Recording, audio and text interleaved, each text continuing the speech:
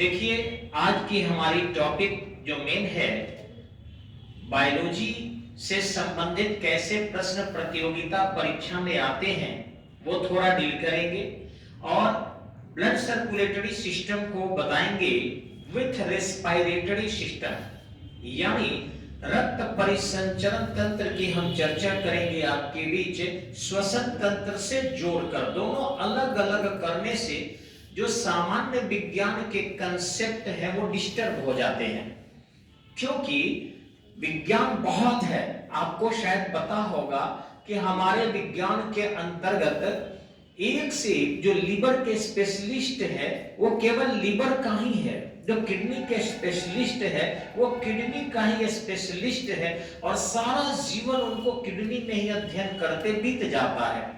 Digestion system हुआ या फिर इसी ढंग से अन्य पार्ट्स ऑफ बॉडी हुए, जो लंग्स के फेफड़े के डॉक्टर है वो उसमें अध्ययन करते करते पूरी जिंदगी अनुसंधान करते रह जाते हैं। उतना डेप्थ आपको प्रतियोगिता परीक्षा में नहीं पढ़ना है। हम लोग कुछ यूट्यूब पर देखते हैं, कुछ लाइव देखते हैं, बहुत सारी कक्षाओं में देखते हैं, सभी शिक्षक अच्छे हैं, बुरे कोई भी शिक्षक नहीं है, लेकिन हाँ कुछ वो लोग प्रीवियस पेपर को नहीं देख पाता है। हम लोग जो लंबे समय से प्रतियोगिता परीक्षा में बच्चों को सफल कराते रहे हैं और प्रीवियस पेपर नियमित रूप से हम लोग बनाते हैं, देखते हैं, समझते हैं। अभी भी जो एग्जाम्स हो रहे हैं उन पेपर को हम लोग नेट से भी देखते हैं, और अगर हार्ड कॉपी मिल गया तो बच्चे लाकर हम लोगों से सॉल्व करवाते हैं, तो निश्चित ही मेमोरी में एक स्टॉक होते जाता है। ध्यान रखेंगे, प्रतियोगिता परीक्षा में सामान्य ज्ञान एवं सामान्य अध्ययन GK, general knowledge and general studies GS पढ़ना पड़ता है। सामान्य विज्ञान एवं सामान्य अध्ययन में हमें विशेषीकृत पॉइंट पर कोई ध्यान नहीं देना है, लेकिन हाँ सारे टॉपिक को जो बायोलॉजी के अंतर्गत भी है वो हमें डिटेल जानना जरूर है। ये नहीं कि छोड़कर, अब बहुत लोग रेस्पिरेटरी सिस्टम करता है तो बहुत डेप्थ पहुंच गया, बहुत अगर ब्लड सर्कुलेटरी सिस्टम किया तो वो भी डेप्थ पहुंच गया, और कई पार्ट्स ऑफ बॉडी छोड़ देता है, ह्यूमन डिजीज छोड़ देता है, कुपोषण से होने वाले रोग छूट जाते हैं, संक्रमण से होने वाले रोग छूट जाते हैं, हेरिडिटरी रोग छूट जाता है, या पार्ट्स ऑफ बॉडी के फंक्शन है वो लोग छोड़ देते हैं। ये सब नहीं छूटना चाहिए, सारा एरिया प्रतियोगियों को कवर करना चाहिए, क्योंकि जितना विस्तृत अध्ययन आप करेंगे, प्रतियोगिता परीक्षा का नियम है कि उसने आपको 4 ऑप्शन देता है। इनकेस आपको नहीं याद हो रहा है, नहीं उसको रट पा रहे हैं, तो ऑप्शन देखने के बाद क्लिक कर जाएगा, लेकिन आप कहीं पढ़े होंगे तब। अगर रट्टू मल अगर पढ़ लेते हैं 200, 400, 2000, 4000 क्वेश्चन भी रट लेते हैं, हो सकता है कि आपसे अगर अलग क्वेश्चन आ गया तो आप वहां 0 नजर आएंगे, लेकिन वही यदि आप डिटेल पढ़ते जाते हैं तो निश्चित ही आपको ऑप्शन आने पर मस्तिष्क में क्लिक करने लगता है और आप उत्तर बिल्कुल उसको टिक कर देते हैं, सही हो जाता है। तो यहाँ वही सामान्य विज्ञान के अंतर्गत आते हैं। ऐसे पठन पाठन के दौरान विशेष जानकारी भी हम लोगों को हो गई है कुछ न कुछ, लेकिन हम अभी प्रतियोगिता से भटकेंगे नहीं, क्योंकि हम लोगों का कोचिंग का एकमात्र उद्देश्य है नौकरी। लोग कहते हैं कॉलेज में नॉलेज और कोचिंग में नौकरी, तो ये ढंग से हम लोगों का उद्देश्य नौकरी है, नॉलेज देना नहीं है। इसलिए जो आपके प्रतियोगिता परीक्षा में क्वेश्चन आते हैं वहीं तक हम लोग सीमित रहते हैं, न उससे थोड़ा कम करते हैं, न उससे थोड़ा बाहर जाते हैं। और हम अपने यूट्यूब जो बच्चे देखेंगे या फेसबुक पर देख रहे हैं उनको ही राय है कि बाबू टपोरी जीके जीएस कतई न पढ़ें, आकर्षणीय जीके जीएस कभी मत पढ़ें, फुटपाथी जीके जीएस कभी मत पढ़ें। वो अट्रैक्शन को पैदा करता है, लगता है कुछ नया चीज जान रहे हैं, लेकिन वो चीजें आपको नौकरी से दूर कर देगी। अभी बिहार पुलिस के रिजल्ट्स आए हैं, आपको बता दें तो मेरे यहाँ बच्चे जो कि कम थे, कम ही रिजल्ट आया है, लेकिन हाँ बिहार पुलिस में जो है आपको जीके जीएस बेस्ड एग्जाम है और 75 से 76 क्वेश्चन जीके जीएस आते हैं, तो मेरे लड़के सफल हैं। लेकिन हाँ कुछ ऐसी संस्थाएं यहाँ है जो रीजनिंग पढ़ाकर भी बहुत बड़ी सफलता का दावा कर रही है, मैथ पढ़ाकर भी बहुत बड़ी दावा कर रही है। हो सकते हैं रीजनिंग के क्वेश्चन उनके कंपटीशन में आते हो, उनका बिहार पुलिस पता नहीं का नाम ही हो, लेकिन जीके जीएस बेस्ड आता है और वो हम अध्ययन आपको कराते हैं बेहतरीन तरीके से। तो देखते हैं यहाँ पार्ट्स ऑफ बॉडी के अंतर्गत कि ब्लड सर्कुलेटरी सिस्टम यानी रक्त परिसंचरण तंत्र जो है, ब्लड सर्कुलेटरी सिस्टम, या फिर आपका श्वसन क्रिया या श्वसन तंत्र, रेस्पिरेटरी सिस्टम, इसमें देखेंगे कि कैसे हम सांस लेते हैं और क्या लेते हैं, कुछ आंकड़े हैं इसकी जो जानते हैं। ध्यान रखेंगे आपके पास सांस लेने के जो श्वसन अंग है, नाक है या फिर आपका मुख है, ये दो माध्यम से हम सांस लेते हैं जो हमारे लंग्स तक पहुंचता है, फेफड़े तक पहुंचता है। ऐसे ऑक्सीजन हमारे सभी बॉडी के लिए चाहिए, हमारे बाल के लिए भी चाहिए, त्वचा के लिए भी चाहिए, लेकिन कानों के लिए भी चाहिए। लेकिन जिससे हमारे शरीर के अंदर कार्बोहाइड्रेट का दहन होता है और फिर दहन के बाद जो कार्बन डाइऑक्साइड निकलते हैं, उसके लिए ऑक्सीजन हमारे नसा गुहा से यानी नजल कैविटी से या माउथ कैविटी, नजल कैविटी नाक या माउथ कैविटी, ये दो माध्यम से ही अंदर जाता है। अब यहां देखेंगे ये आपका है फेफड़ा। ये फेफड़ा जो है आपका, थोड़ा सा कलर इसको अलग चूज कर लेते हैं ताकि आपको नजर आए। तो ये देखिए फेफड़ा है आपका, ये फेफड़े के दो भाग होते हैं। ध्यान रखेंगे आपका जो लेफ्ट फेफड़ा होता है यानी कि ये एल वाला, ये राइट वाला, ये बड़ा होता है। कई बार सवाल टफ जब करता है तो कहते हैं कि फेफड़े के दो भाग होते हैं, उनमें से कौन सा फेफड़ा बड़ा होता है। ध्यान देखने में लगता है कि दाहिने वाला बड़ा होता है, लेकिन नहीं, बाएं वाला फेफड़ा बड़ा होता है। अब फेफड़े के अंदर आपको थोड़ा सा बताएंगे, मान लीजिए कि ये अगर फेफड़ा का एक पार्ट हो गया, तो जैसे कटहल के ऊपर छिलका होता है, उस कटहल के ऊपर जो छिलका वाला पार्ट है, उस पार्ट से अगर हम देखें तो फिर जो छिलका वाला कटहल का पार्ट होता है, ऊपर से उस पार्ट को देखिए अगर ऐसे ऐसे ऐसे, तो इसमें 30 से 40 करोड़ के आसपास, 30 करोड़ टू 40 करोड़ के आसपास रक्त कोशिकाएं होती है, जिसको हम एल्यूली कहते हैं। फेफड़े के अंदर भाग में 30 से 40 करोड़ एल्यूली होता है। हालांकि गांजा पीने वाले, सिगरेट पीने वाले, अत्यधिक प्रदूषण वाले, हवा में रहने वाले, धुलकन में रहने वाले के कुछ ये रक्त कोशिकाएं बंद हो जाती है।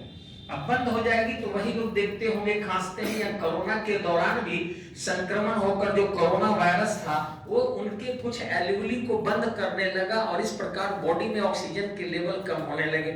सांस से ऑक्सीजन जाता था लेकिन फेफड़े उस ऑक्सीजन को एब्जॉर्ब नहीं करता था।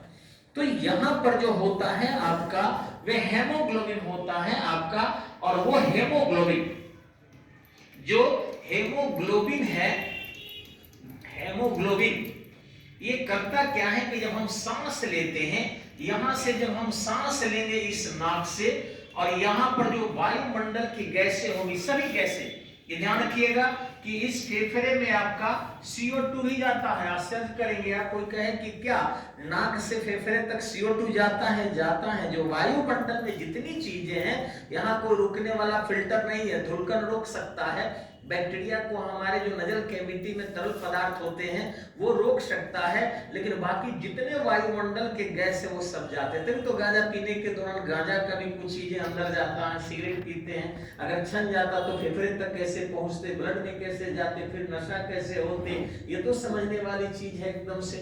तो इस ढंग से CO2 भी जाता है आपका, इसी ढंग से नाइट्रोजन भी जाता है आपका, ऑक्सीजन भी, जितने भी वायुमंडल में गैस है वो जाते हैं, और जितनी मात्राएं हैं उतना ही जाती है।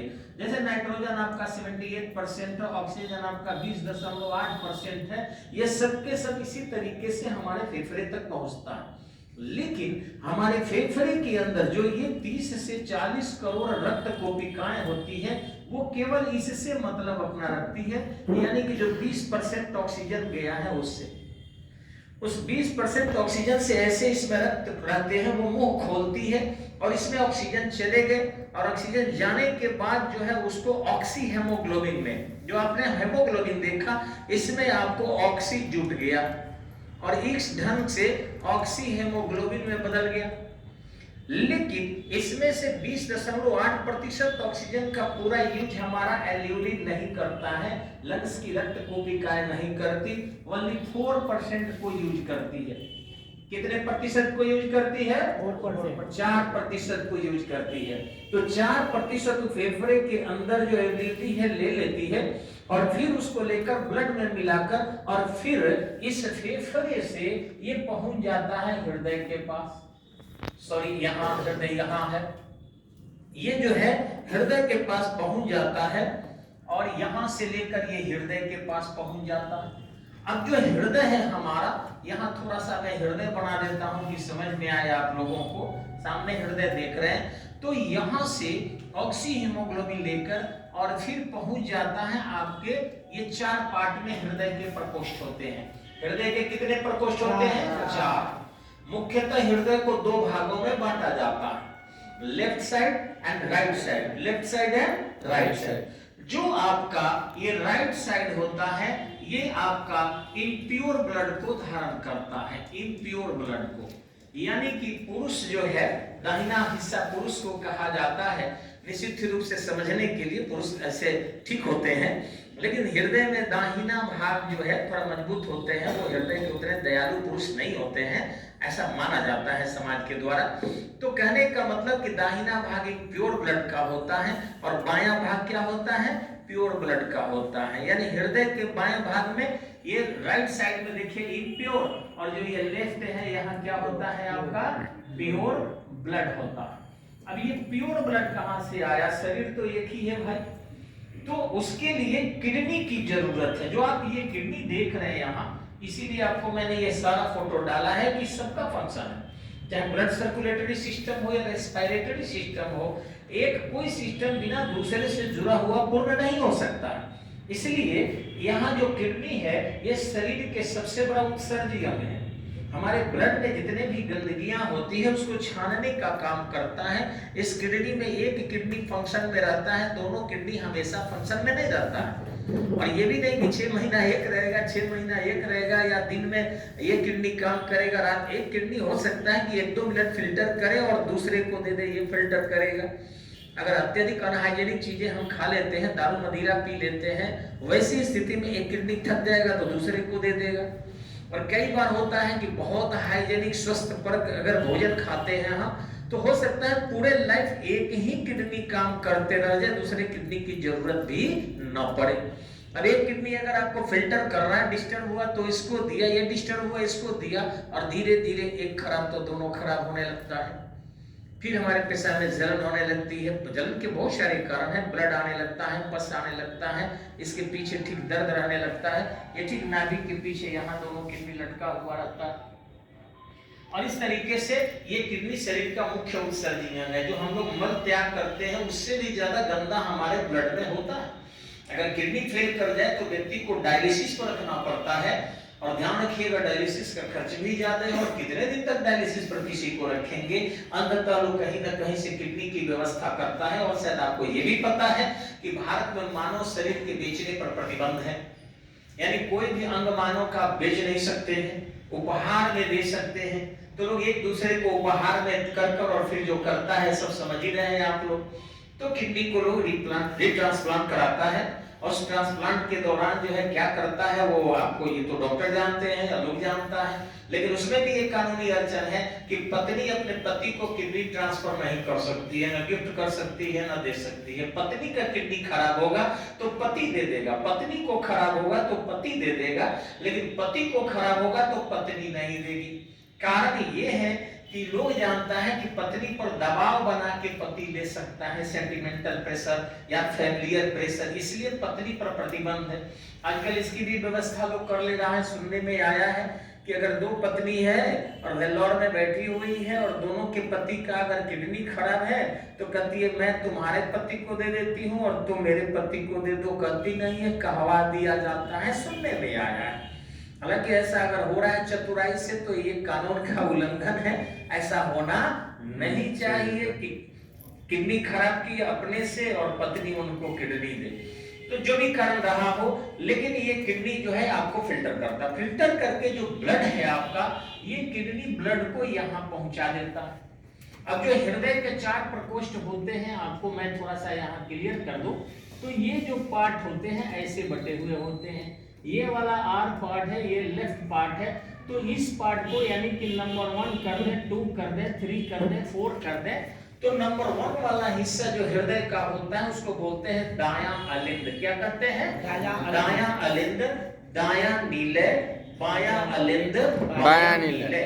दायां अलिंद जो है आपका, उसमें CO2 आकर, यानी जो हमारे शरीर में, मैंने सांस लिया, ये ब्लड यहाँ ऑक्सीजन गया फेफड़े में, फेफड़े से ऑक्सीजन जो है एल्यूली उसको रिजर्व की ली, ऑक्सी हीमोग्लोबिन में बदल दी, और फिर वो हृदय के पास हमारे दे दी जहाँ शुद्ध ब्लड है, यानी बायां हृदय को, यहाँ से पंपिंग होकर ब्लड हमारे शरीर में जाने लगा। जाता है तो ऑर्टरीज के माध्यम से जाता है। ये ध्यान रखिएगा, ब्लड हमारे जब शरीर में जाते हैं तो धमनी के माध्यम से जाते हैं, और धमनी काफी मांसपेशियों के नीचे से होकर गुजरती है। ये त्वचा के ऊपर से जो हम लोग ब्लड वगैरह निकालते हैं वहां से नहीं निकलती। अब देखेंगे कि ये जो हम लोग दाबते हैं और ये जो नसें हम लोगों की दिखाई पड़ती है, ये ऊपर वाली, ये नसें डॉक्टर जो सुई देकर निकालता है, ये वेन होता है, इसको हम सीरा बोलते हैं, और धमनियां इसके अंदर से होकर जाती है। धमनी से ब्लड निकालने पर चूंकि प्योर ब्लड होता है, डिजीज का पता नहीं चलता है, लेकिन अगर वेन से ब्लड निकाला जाए तो डिजीज का पता चलता है कि किस प्रकार के डिजीज है और कौन से डिजीज है, और पैथोलॉजिस्ट पता करते हैं। तो धमनियों से जाता है, धमनी के हृदय से जैसे जैसे दूरी बढ़ती जाती है उसकी मोटाई कम होती जाती है, यानी हृदय के पास वो मोटा होगा, और जैसे जैसे दूरी बढ़ती जाएगी वो पतला होते जाएगा। और इस ढंग से हमारे शरीर में जो कार्बोहाइड्रेट है, उन कार्बोहाइड्रेट को वो दहन में मदद करता है, और इस प्रकार शरीर को ऊर्जा मिलती है। लेकिन आप ऑक्सीजन जो लेकर वो गया है दहन में मदद करने के लिए, वो ऑक्सीजन CO2 में बदल जाता है। जो हम सांस लेते हैं इसमें आर्द्रता हो या न हो, लेकिन कुछ आर्द्र पदार्थ भी अर्थात H2O भी, अन्य दुर्गंध भी मिलाकर सभी लेकर चला आता है हमारे दायां अलिंद में। अब दायां अलिंद से वो ब्लड क्या होता है, फिर CO2 लंग्स में आ गया, जिसको हम लोग छोड़ देते हैं। CO2 कहाँ गया? फेफड़े में आ गया, फुफ्फुस में आ गया, जिसको हम लोग निश्वासन में निकाल देते हैं। और फिर जो CO2 निकल गया तो इम्प्योर ब्लड नीचे चला गया नीले में, और नीले से किडनी में, किडनी फिर इसको फिल्टर करता है अपने नेफ्रॉन के माध्यम से, और जो इम्प्यूरिटी होती है उसको मूत्राशय में भेज देता है। मूत्राशय से फिर हम लोग रिसाइकलिंग करके उसको यूरिनल के माध्यम से बाहर कर देते हैं, और फिर शुद्ध ब्लड को किडनी करता क्या है कि हमारे बाएं नीले में भेज देता है। बाएं नीले से जैसे ही आपको ऊपर अलिंद में आता है बायां, तब तक हम फिर सांस ले लेते हैं, और सांस में लिए गए जो ऑक्सीजन है, सारे गैस रह जाते हैं यहीं पर पड़े हुए। जो 4% ऑक्सीजन है ऑक्सी हीमोग्लोबिन में बदलता है, वो फिर उससे मिक्स होकर पूरे हमारे ब्लड में, शरीर में घुस जाता है। आपको ये भी पता होगा कि सांस हम लोग जो लेते हैं वो एवरेज है हम लोगों का करीबन 16 से 18 बार। एक औसत मनुष्य 1 मिनट में 16 से 18 बार सांस लेता है, लेकिन एवरेज ब्लड सर्कुलेशन 72 टाइम्स होते हैं, यानी 72 बार ब्लड उतने देर में घूम जाता है। तो आप समझ सकते हैं कि हमारा जो यहाँ से गया है ऑक्सीजन, वो हम अगर 1 मिनट तक सांस रोक के रखें, उतने देर में करीबन 72 बार उसी सांस को, उसी हवा को क्या करेगा, पूरे बॉडी में घुमाते रहेगा और ऊर्जा का दहन करने में सहयोग करेगा। और उसके साथ जो CO2 होंगे या फिर ह्यूमिडिटी होगी वो लंग्स तक आ जाएगा, जो इम्प्यूरिटी ब्लड में घूम फिर कर आएगा, किडनी फिल्टर करेगा, और अन्य CO2 लंग्स के पास पहुंचकर ह्यूमिडिटी के साथ, आर्द्रता के साथ बाहर आ जाएगा। यह क्रिया होती है। लेकिन हार्ट अटैक में जो देखे होंगे जो होता है ये, इसमें जो धमनियां होती है, इस हार्ट अटैक के कई कारण हैं। या तो इसमें छेद हो जाता है, जो छोटे छोटे बच्चों में देखने को मिलता है, ऑपरेशन होता है। या दूसरा कारण है आपका कि कोलेस्ट्रॉल वाले जितने भी हम लोग ये पाम ऑयल वगैरह खाते हैं, या जमने वाला सैचुरेटेड कंपाउंड्स को ग्रहण करते हैं, डलडा वगैरह या फिर अंडा वगैरह, इस सब में जो है आपको बड़े पैमाने पर जो है फैट होता है, और ये फैट जो है हमारे शरीर के कोलेस्ट्रॉल को बढ़ाता है। आजकल हम थोड़ा सा फंक्शन कम कर रहे हैं हम लोग, जिस कारण हमारे वो जो नाला है, समझ लीजिए उसमें शैवाल आ जाए तो क्या पानी बहेगा, रुकेगा उसको, तो धमनियों में वैसे ही वो जमने लगता है, और जिस कारण प्रेशर पड़ने लगता है, वो प्रेशर अंदर हृदय पर पड़ता है, और वही प्रेशर हार्ट अटैक का कारण बनता है। हार्डन जो है अगर रोक गया, चेक होने लगा, दबाव डाल के ये भेजता है, चेक होने लगा तो इमीडिएट डॉक्टर से मिलना चाहिए। और ध्यान रखें ऐसे भी 40 की उम्र के बाद आदमी को कोई भी कोलेस्ट्रॉल वाले वस्तु को नहीं खाना चाहिए, क्योंकि मोबिलिटी मनुष्य की कम हो जाती है। उसके बाद बच्चे बड़े बड़े हो जाते हैं, सारा काम धंधा करने लगते हैं, वो भी थोड़ा सा अपने आप को आलसी महसूस करने लगता है, और इस स्थिति में उनकी जो ऊर्जा है उसका दहन नहीं हो पाता, और शरीर में जब फैट का दहन नहीं होगा तो निश्चित ही ब्लड सर्कुलेटरी सिस्टम में आपको फैट होंगे, कोलेस्ट्रॉल होगा। आप कोलेस्ट्रॉल होंगे तो हार्ट पर आपको प्रेशर डालेगा, प्रेशर डालेगा तो हार्ट अटैक की संभावना बढ़ जाएगी। इसलिए हमें इस सब चीज सचेत रहना चाहिए, और यही आपके सामान्य विज्ञान में पूछा भी जाता है। रह गई बात आपको इस लंग्स की, यानी कि अगर हम फेफड़े की बात देखें तो ध्यान रखेंगे हम लोग मास्क लगा के चलिए, बेनिफिशियल है नॉट ओनली कोरोना बल्कि पॉल्यूटेड एयर के लिए भी ये छानता है। लेकिन ध्यान है ऐसा नहीं कि हम लोग ये मास्क लगाए और मास्क को धोए नहीं, साफ सुथरा न करें। जहाँ का दिन है अगर बाबा कर और गंदे कर दिया तो वही गंदगी फिर आते और जाते रहेगा, और फिर हमारी बहुत सारी बीमारियां हो सकती है। तो ये अभी वायुमंडल में पार्टिकल्स आकर इसमें अगर फंस जाते हैं तो निश्चित रूप से बहुत ज्यादा ये हमारे एल्यूली को डिस्टर्ब करता है। एल्यूली अगर डिस्टर्ब होने लगा तो वैसी स्थिति में हम लोग खांसने लगते हैं। देखे होंगे आप कि अक्सर हम लोग खांस रहे हैं, जग करता है, जग किया तो वैसी स्थिति में जो उसके मुख को बंद कर रहा होता है वो खुलने का प्रयास करता है। बहुत सारी बीमारियां हमारे लंग्स के कारण होती हैं। हमें प्योर एयर का व्यवस्था करना चाहिए, और जहां भी बदबू हो वहां से थोड़ा सा अलग थलग रखना चाहिए, चाहे किसी प्रकार का पॉल्यूशन हो। तो इस तरीके से हमारे जो क्वेश्चन आते हैं ये पूछता है कि हृदय के कितने प्रकोष्ठ होते हैं? 4। हृदय के कितने प्रकोष्ठ होते हैं? 4 होते हैं। किडनियां कितनी होती है? 2 होती है। आपके जो फेफड़े हैं ये जो है अगर इसको फुलाया जाए तो कितने एरिया कवर करता है? 90 वर्ग मीटर। 90 वर्ग मीटर एरिया फेफड़े को फुलाया जाएगा तो पूरा का पूरा शरीर से बाहर निकलकर हो जाता है। ये ध्यान रखेंगे। नेक्स्ट इसी ढंग से पूछता है आपको किडनी का वजन कितना होता है? तो 140 ग्राम एक किडनी का होता है। देखते होंगे कि सेम के बीज के आकार का है, आकृति वैसी है, लेकिन वजन एक किडनी का 140 ग्राम के आसपास होता है। ठीक इसी ढंग से आप देखे होंगे हमारे शरीर में ये लीवर है, लीवर को पूछता है कि एवरेज वेट क्या होता है? तो ये 1.5 से 2 किलो के आसपास होता है। मानव शरीर में जो है लीवर ही एक ऐसा अंग होता है जिसमें दर्द नहीं होते हैं, ध्यान रखिएगा। और लोग फारसी में लीवर को जिगर करता है, तो देखिएगा लोग कहता है कलेजा का टुकड़ा। कलेजा ये नहीं है आपका, कलेजा लीवर को कहा जाता है, ये दर्द विहीन टुकड़ा है ऐसा लोग कहता है। लेकिन फिर लोग कहते हैं मेरा लीवर दुख रहा है, तो वो लीवर नहीं दुख रहा होता है, लीवर के कारण जैसे कलम को मैं दबाऊंगा तो कलम नहीं दुखेगा, त्वचा दुखेगी। लीवर जब बढ़ जाता है तो आसपास के मांसपेशियों में दर्द करता है, इसको काट के किसी को डोनेट किया जा सकता है, डॉक्टर करेगा। ये एकमात्र ऐसा अंग है मानव शरीर के जिसको डोनेट करने के बाद स्वयं वो विकास कर लेता है लीवर। और ध्यान रखेंगे मुख्य हमारे शरीर को जहरीला पदार्थ खा लेते हैं तो कम जहरीला करने का काम यही करता है। फिर अगली कक्षा में हम अन्य चर्चा करेंगे इसी से संबंधित, इसके ठीक आगे। आप तब तक आइए, फिर आते हैं हम लोग कल या अगले वीडियो में। धन्यवाद, नमस्कार।